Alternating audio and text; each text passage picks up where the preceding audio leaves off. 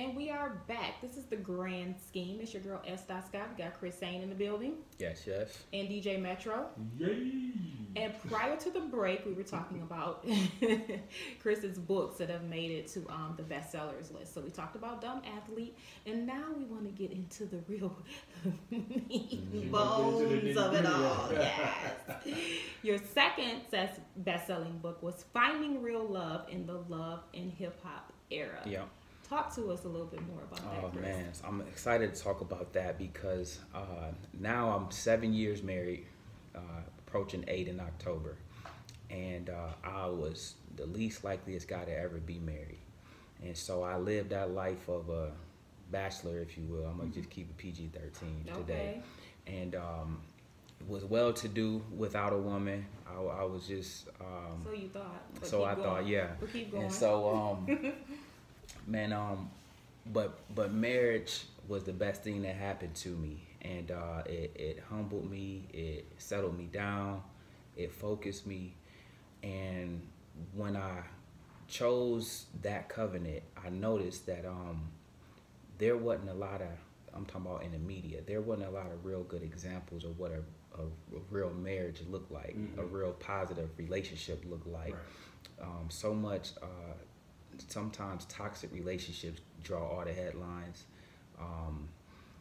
Sometimes unhealthy relationships become the talk of the town, and I just couldn't go out letting Stevie J and Jocelyn be the example of what Stevie of what a marriage is. And so when I sat down to write this book, man, I wanted to be as real and raw as I can be about everything that that somebody in this, what I call the love and hip hop era that we live in right now, that everything they would need to know about relationships, about what a guy is looking for, what a man is looking for.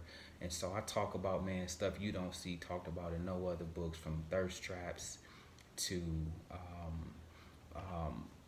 it don't take a man a long time to know if he want to marry you. Like, we really dive down and walk down through there in a way that's not only entertaining but informing, empowering.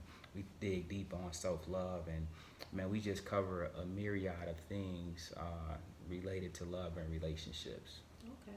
So let me ask this: love and hip hop, or hip hop atmosphere. What's your thought process on men approaching women? Because these days in the hip hop era, if you approach a woman, you're likely to be termed thirsty. Yeah. Or something like that. You got to be real delicate, man.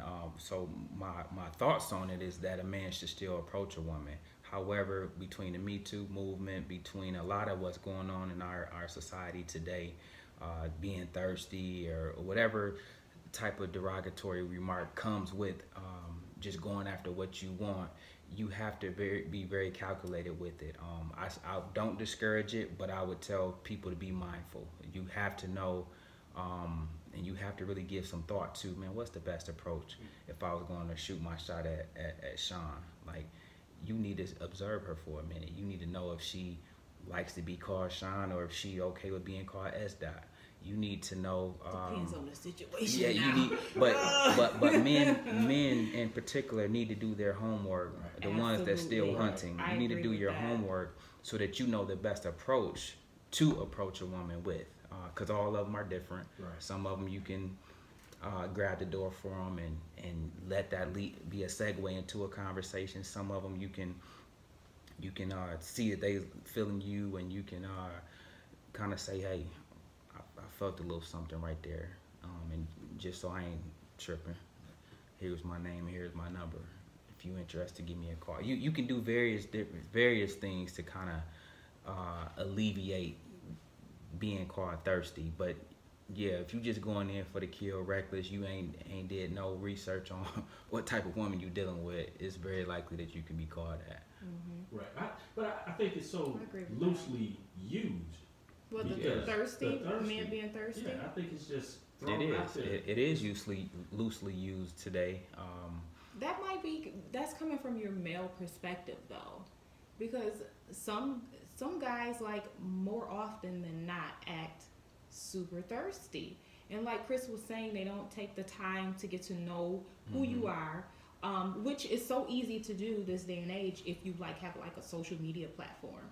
Like you already looking at my pics, but look beyond that. You know, there may be something else there. If I post a picture and say, oh, I had a great day at work today and I have on scrubs, you know that I'm a nurse.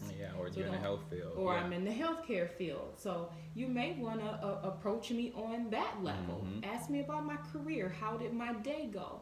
Versus, you know, saying, oh, your butt looked great in those scrubs, you know? So it's a difference. And I'm not saying every man acts thirsty, but most of them do, guys. I'm sorry. Yeah. So I was speaking with one of my friends' son. They don't approach. They DM. Because that's the way they communicate these days. So how does... What you want them to call you on your on the rotary phone and like a switchboard line phone? I'm saying, is the DM, is that acceptable versus actually approaching the woman? For you asking my point of view? Yes, I'm asking your point of view. I don't mind the DM if I was like available, and it depends on how you approach me in the DM. So they even need to do their research before they hop in your DM. Yeah. Absolutely, that's what Chris was just saying. Yeah, the DM is a viable approach in the love and hip hop era. One, but two, you still have to be respectful, appropriate when you come through the DM. Once you get in there, again, it ain't the time to be thirsty. It's because that's no different than coming up to her physically and being thirsty. And so inside the DM, you still want to come off. You want to put your best stuff out there too, even in the DM. Spell your words right, for one. Thank you. Is there like a ding ding ding or some kind of sound effect?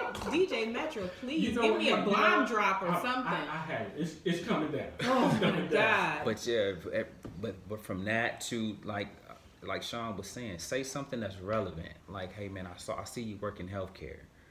Man, I'm interested in getting in healthcare too. I used to work in the kitchen in the hospital. Like, do something.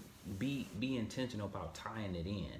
Again, just a little bit of homework. Some people might consider that to be a lot of work, but just a little bit of work is needed to appropriately approach a woman.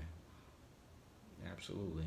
I agree. So you've been married for several years now. So you got past the, what is it, 5 year? It's 7 year. 7 year. I thought it was something for 5 years too, like a 5 year hump, or maybe I just made that up in my mind. Yeah, okay, so you've gotten past the 7 year itch because you're going into your 8th year of marriage, right? Yeah. So in the beginning, I still want to talk about prenups. What are your thoughts on that? Or should we take a break and come back and talk about that? We can take a break. Okay, let's take a break, guys. Keep it locked. You're still tuned into The Grand Scheme.